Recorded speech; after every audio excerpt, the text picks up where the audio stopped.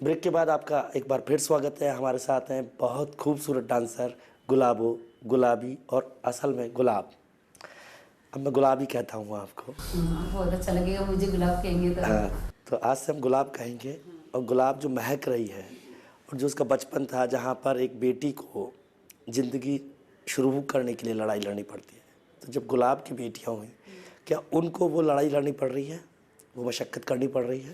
नहीं, उनको वो लड़ाई नहीं लड़नी पड़ रही जो मुझे लड़ना पड़ा, क्योंकि उनको बड़ी वाली बेटी को थोड़ा मुश्किल ये आई थी कि उनको मैं जैसे मेरे माँ बाप मेरे तक आँच नहीं आने दी, मैंने भी उसके लिए आँच नहीं आने दी। लेकिन ऐतराज़ लोगों ने बहुत उठाया था कि मैंने पहला मेरी बेटी हुई उसको मैंने पढ़ाया है, क्योंकि हमारे समाज में पढ़ाना लिखाना स्टार्ट नहीं है, नहीं अलाउ है, नहीं कहीं भेजना।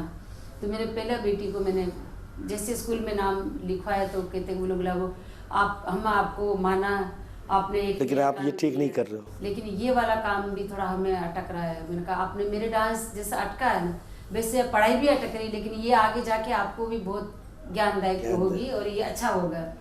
तो बेटी को मैंने हॉस्टल में रखा। मेरे लिए बहुत मुश्किल था कि मेरे पास उस टाइम पे एक ही बेटी थी, 2 बेटे थे, पर मैंने 8 साल बेटी को रखा वहाँ पे। और आज माता रानी की कृपा से अच्छे पढ़ लिख के जब वो आई वापस और कंटिन्यू वो पढ़ाई पूरा किया, तो समाज वालों ने कहा कि नहीं नहीं ये तो लड़की पढ़ ये भी अच्छा काम किया है। और मैंने डांस भी करती रही साथ में। तो कहा बोला ये डांस के साथ पढ़ाई हो तो और भी अच्छी बात।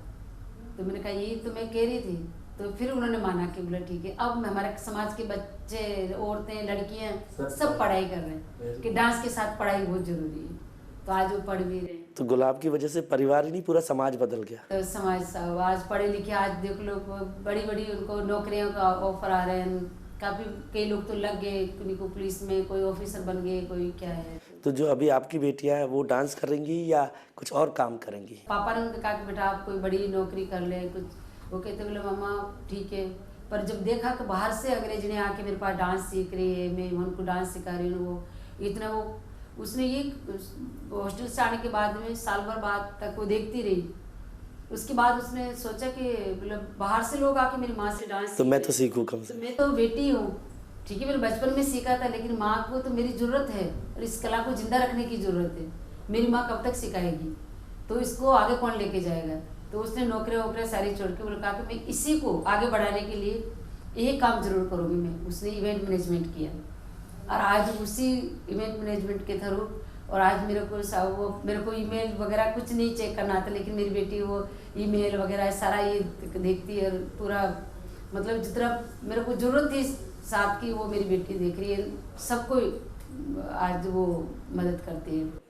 लेकिन आपको तसल्ली है कि भाई डांस जो है आपका आगे बढ़ेगा? नहीं नहीं, मेरे को पूरा विश्वास है। मेरी बेटी बहुत अच्छा डांस, मेरी तीनों बेटियां बहुत अच्छा डांस करती हैं। एक अभी 17 साल की हुई है, एक 13 साल की है और बड़ी वाली बेटी तीनों पढ़ रही है ना? तीनों पढ़ रही हैं और तीनों डांस बहुत अच्छा करती है। मेरा बेटा दूसरे नंबर का, बड़ी वाली लड़की से दूसरे वाला बेटा, वो बहुत अच्छा डांस करता है। आपने नाम सुना भी होगा, दिनू के नाम से सब जानते हैं। वो अपना ग्रुप भी चलाता है जियोप्रोविट के नाम से। तो वो बेटा, वो अगर लड़की होता तो दूसरा बोला वो बहुत अच्छा डांस करता है। और दूसरा वाला बेटा है वो मोटर स्टैंडिंग वगैरह करते हैं। तो पांचों बच्चे कलाकार हैं और अपनी पढ़ाई भी कर रहे हैं। आपने इतना लंबा सफ़र तय किया कलाकार के तौर पर, आर्टिस्ट के तौर पर, लेकिन आपको लगता है कि कलाकार की ज़िंदगी सिर्फ स्ट्रगल का नाम है, हमेशा लड़ाई लड़ते रहने का? वो हमेशा, अभी भी मैंने देखो इतना सब करने के बाद में भी मेरे को लड़ाई लड़नी पड़ी। पिछले साल मैंने 15 किलोमीटर का सफ़र तय किया नंगे पाँव मई जून की गर्मी में। वो भी एक लड़ाई थी कि वो सबसे बड़ी मेरी लाइफ की लड़ाई थी, क्योंकि मेरे लिए तो मैंने लड़ा, मैंने सबको दिया, लेकिन मैंने अपने गवर्नमेंट को ये कहा कि मैंने एक छोटी सी बच्ची अपने लिए लड़के वो सब कुछ सबके हाथ में कुछ दिया, तो गवर्नमेंट क्या कर रही है, तो आप भी तो हमें कुछ दें। मेरे को नहीं दे, मेरे कलाकारों को दे। मेरे कलाकारों को जब नहीं दिया तो सब मेरे को लड़ाई लड़नी पड़ी कलाकारों के लिए कि इनको अपना हक मिलना चाहिए, इनको अपना पेमेंट प्रोग्राम करके और उसी टाइम पे उनका पेमेंट हाथ ही मिल जाए। चाहे वो 500 रुपये दे रहे वो ही दे दें, नहीं कि 5 साल बाद दे रहे हैं या फिर साल भर बाद दे रहे हैं। उनके चेक उनको हाथ में काट के दे देते हैं, वो चेक 5 साल तक पड़े रहे, वो किस काम के, उनके खाते ही नहीं खुले हुए। तो इस चीज़ को लेकर मैंने लड़ाई लड़ी। सर एक तो आप केस दे, केस नहीं दे तो आपको खाता खुलवा के दे। कलाकार को तो रोज बेचारे उधारे पैसे करा के आते हैं, और उनको आप किराया ही नहीं दे रहे, प्रोग्राम करवा के कह रहे आप जाए। तो इस चीज़ को अभी भी कलाकारों को पैसा नहीं मिलता, जो मिलता है वो उतना नहीं मिलता। नहीं, पैसा भी नहीं मिलता और वो कैश पेमेंट भी नहीं मिलता। मैंने लड़ाई भी लड़ी, लेकिन वही है ना सर, फोक कलाकारों की लड़ाई कौन सुनता है और कौन किसका। ठीक है, हमारे बगैर उनका प्रोग्राम नहीं होता, हमारे बगैर उनका नहीं तो आपके बिना उसका प्रोग्राम कैसे होगा उनका? उनके तो ताकत तो आप है उनकी है। पर देखो वो ये है ना कि हर प्रोग्राम में हमें बुला लेंगे, हर फेस्टिवल में बुला लेंगे, हर उनका जो भी कोई बड़ा फेस्टिवल होता है उन्हें बुला लेते हैं, लेकिन पैसे देने के टाइम पे बोला वो हम पास होंगे। मैंने कहा फिर हमारा नाम तो पहले पास हो जाता है, पैसे भी पास साथ साथ पास करवा लिया करो ना, जो हमें इंतजार नहीं करना पड़े। तो बस हम कलाकार, फोक कलाकार पैसे को भूल गए। मैं तो भूली भी थी पहले से, लेकिन हमारे कई कलाकार जो भूल गए पैसे को, वो ये कहते कि आपने गवर्नमेंट का प्रोग्राम करो, गवर्नमेंट की सेवा करो और धीरे धीरे अपना आगे बढ़ जाए। कितना पैसा देते हैं कलाकार? उनके जरिए दूसरे प्रोग्राम मिल जाते हैं हम लोगों को, फोक प्रोग्राम में जो वहाँ पर पैसा मिलता है, कितना पैसा सरकार देती है एक कलाकार को एक परफॉर्मेंस के लिए? एक कलाकार के साथ 600 रुपये अभी कर दिए लड़ाई लड़ने के बाद में। पहले 250 रुपये, हाँ पहले 250 रुपये थे, अभी जब लड़ाई लड़ी तो 600 रुपये एक कलाकार के। आपको पता है एक प्रोग्राम पे लाखों रुपए खर्च होते हैं, उसमें कलाकार के 600 रुपये। बॉम्बे से कोई कलाकार आते थे 20 लाख रुपए मिलते हैं। और मैंने उनको ये कहा, आप 600 रुपये में करते हैं। मैंने उनको ये कहा कि बॉम्बे से कोई कलाकार आते हैं उनको आप 20 लाख रुपए देते हैं, और हम लोग जो वो आपका देश का नाम नहीं करते हैं, वो अपना खुद का नाम करते हैं या फिर अपने खुद की जेब भरते हैं, है ना। हम तो देश से परदेश में जाके आपका नाम करते हैं, पूरे राजस्थान का नाम करते हैं, पूरे इंडिया का नाम करते हैं, और हमारे बगैर आपका प्रोग्राम भी नहीं बचता विदेश का जी। तो फिर हमें ये रेट क्यों नहीं मिलती? बोले वो बॉम्बे से आते हैं ना इसलिए। तो मैंने कहा हम बॉम्बे, तो कलाकार कौन बड़ा है? मैंने कहा हम बॉम्बे जाके रह जाएं फिर। अगर आप 20 लाख रुपए हमें दे तो मैं पूरे हमारे कलाकारों सबको लेकर बॉम्बे ही रह लेंगे। मैं वहीं रह जाती हूँ। अगर बॉम्बे की छाप लगनी, अमेरिका की छाप आपके लिए तो लोकल है, फ्रांस की छाप तो जो अमेरिका में कर रही हो, फ्रांस में कर रही हो, रशिया में कर रहे हो, वो बड़ा हम जब इंटरनेशनल शो करके आते हैं, इंटरनेशनल हमारा झंडा वहाँ पे सबसे ऊंचा करके आते हैं, उनको वो 600 रुपये मिलते हैं।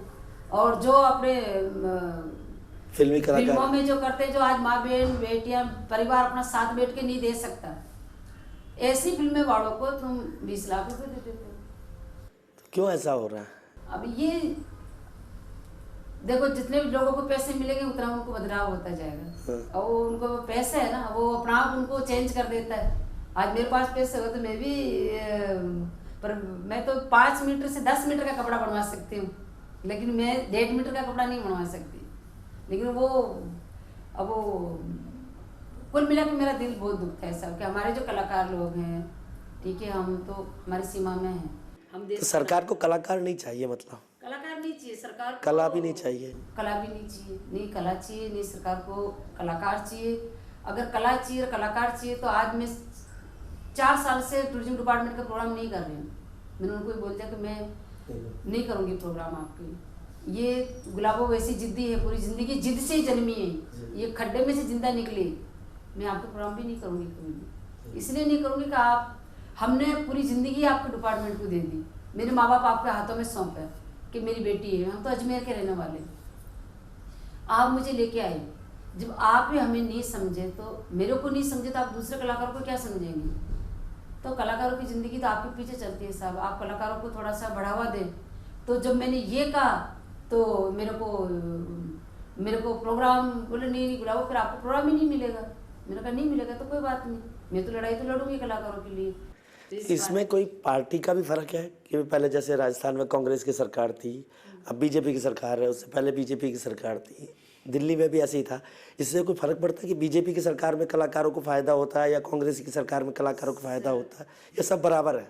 सरकार कोई सी भी है, बीजेपी आए चाहे कांग्रेस आए चाहे वो कोई सी भी सरकार आए, सरकार तो सरकार ही होती है। वो तो 5 साल के लिए सीट चेंज होती है, वो सीट तो अपनी जगह रहती है, उनका रवैया नहीं बदलता, रवैया वो कि वही रहता है, वही 500-250 रुपये मिलेंगे हमारे कलाकारों के लिए। तो बाकी किसके लिए क्या मिलता है वो हमें उनका उतना नहीं तो पता रखना है, नहीं पता है। हम कलाकारों को जितनी पता है कि हमें कलाकारों को क्या मिलता है वही मिलता है, चाहे वो कांग्रेस हो चाहे बीजेपी हो, पेमेंट तो उतना ही मिलेगा हमें, और वही चेक से पेमेंट मिलेगा, जिनके पास में खाते ही नहीं खुले हुए होते। कोई चीफ मिनिस्टर बदलने से कि अशोक गहलोत जी थे, आदमी थे, अब वसुंधरा जी आ गई, महिला हैं, इसका भी कोई फर्क पड़ता है या इसका भी कोई फर्क नहीं पड़ता? महिला मुख्यमंत्री भी कोई ध्यान नहीं देती महिला कलाकारों पर। नहीं सर, देखो हम कलाकार कभी एक, मैं जब भी अपने प्रोग्राम लाइन में आने के बाद सिर्फ एक ही बार लड़ने के लिए गई थी और एक ही बार मैंने पूछा कि साहब हमें कलाकारों का पेमेंट दिलवा दीजिए आप। तो उन्होंने, गहलोत साहब ने ये कहा कि बोले ठीक है हम आपको, मैंने कहा मेरे खाते नहीं खुले हुए सर, तो उन्होंने खाते भी खुलवा के दिए। उन्होंने खाते खुलवा के दिए, उसी टाइम पे उन्होंने 10 लाख रुपए पास किए, खाते खुलवाए सब कलाकारों के। हमारे कार्ड नहीं बने हुए, पुलिस ठोकती है रात को प्रोग्राम करने के बाद, तो उन्होंने कार्ड भी बनवा के दिए। और पुलिस क्यों ठोकते, जानती नहीं कलाकार है सर, कलाकार नसीब पे थोड़ी लिखा हुआ होता, ड्रेस पहने तो कलाकार ड्रेस उतेरी और सादा इंसान होता। गाड़ी के उनके पास में कोई गाड़ियाँ तो होती नहीं, कोई रक्शे में जा रहा, कोई पैदल चल के जा रहा, तो वो फिर पुलिस वाला तो रोकेंगे ना कहाँ से आ रहा है। आप जो है गुलाब सपेरा जाति से है, सपेरा बेसिक प्रोफेशन था। आपने बचपन में सांपों के साथ खेला भी होगा। खेला क्यों, पली बड़ी हो पली बड़ी है ना, लेकिन आपने देखा जिंदगी में कि वो जिन सांपों के साथ खेले थे वो कम जहरीले थे, जो दुनिया में है वो ज़्यादा हैं। देखो वो जो जहरीले सांप थे ना, वो जहरीले सांप तो वो तो कभी कभी उसको छेड़ने से काटते थे, लेकिन अपने दुनिया में तो ऐसे सांप को बगैर छेड़े काट देते हैं, और वो ऐसे काटते हैं कि पानी नहीं मिलता है। काटने का पानी नहीं मिलता काटने के बाद तो पानी भी नहीं मिलता, मतलब पानी भी नहीं मांगता, मरता ही है इंसान सीधा ही। तो ऐसे सांप के काटने का इलाज क्या है, आपसे ही पूछ सकता हूँ। उनका इलाज ये है कि वो सांपों को अपना आप को थोड़ा सा कंट्रोल कर ले, और वो भी सोचे। मैं तो एक ही कहूँगी कि वो अपना आप को इंसान समझ ले कि मैं सांप नहीं हूँ, मैं इंसान हूँ, और मैं इंसानों की जैसे उनको ट्रीट करूँ। चलिए, बहुत बहुत शुक्रिया आपका, आपने हमारे साथ कार्यक्रम में हिस्सा लिया, बातचीत की, बहुत मज़ा आया और बहुत अच्छी बातें आपने की। लेकिन चलते चलते एक गीत और आपसे सुनाने की फरमाइश है। अरे रे रे रे रे रे रे रे रे काढ़ो गयो रे बड़ोरी मेला, मेरी लायो काली लकेड़ी। अरे रे रे रे रे रे रे रे रे मोटर पड़ी रे धरिणा, ओ जयपुरी जा बाड़ो कोने। अरे रे रे रे रे रे रे रे जयपुरी जाऊं रे कभी जो लाऊं, ओ कभी जो लाल बूटी को।